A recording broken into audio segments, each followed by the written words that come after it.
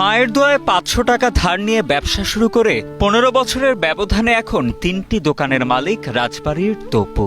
মায়ের থেকে নেওয়া ধারের ৫০০ টাকাতেই দিন ফিরেছে উদ্যমী এই যুবকের। নিজের নিষ্ঠা আর বাবা মায়ের আশীর্বাদে তপু এখন এলাকায় পরিচিত সফল উদ্যোক্তা হিসেবে। মায়ের দোয়া ৫০০ টাকায় আমার সম্বল, আর মা আমার সর্বোচ্চ, মানে আমি আমার মার কথা মতো আমি চলি, আর আমার চিন্তা থাকে আমার মা যেটা কয় আমার সেটা লস হয় না।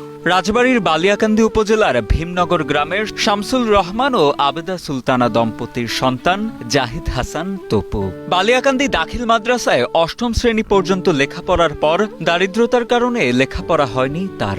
সে সময় তপুর মাথায় আসে নিজে নিজে কিছু একটা করার। সেই চিন্তা থেকেই মায়ের কাছ থেকে ৫০০ টাকা ধার চান তিনি। তপু মা একজন সফল মানুষ এবং সে জিরো থেকে হিরো। উদ্যোক্তা তপু জানান ২০১৩ সালে মায়ের থেকে নেওয়া ৫০০ টাকাতেই শুরু হয় তপুর যাত্রা।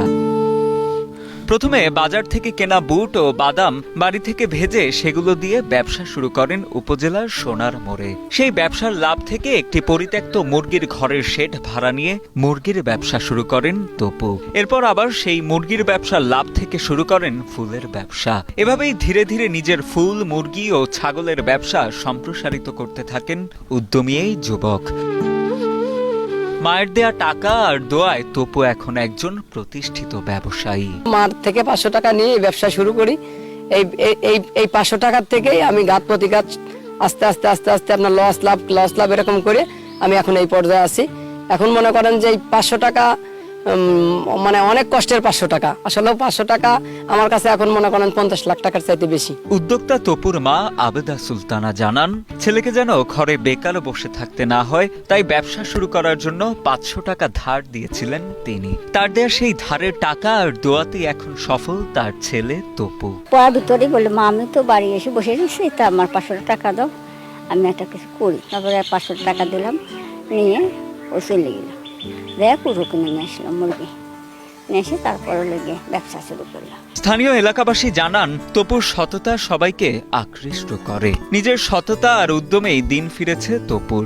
এখন শুধুমাত্র একটি ব্যবসা দিয়েই নয়, একাধিক ব্যবসা থেকে অর্থ আসে উদ্যোক্তা তপুর। আগে তো অনেক গরিব টরিব ছিল, এখন তো অনেক সফলতাই হয়েছে। ছেলে হিসাবে স্মার্ট এবং ভদ্র।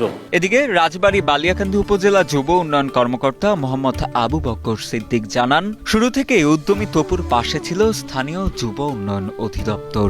এছাড়া সমাজের অন্যান্য বেকার যুবকদের উদ্যোক্তাতে পরিণত করার লক্ষ্যেও তারা কাজ করছেন বলে জানান এই কর্মকর্তা। যে সমস্ত উদ্যোগী ছেলেরা চাকরির পিছে না ছুটে ওরা আমাদের সাথে জড়িত হয়ে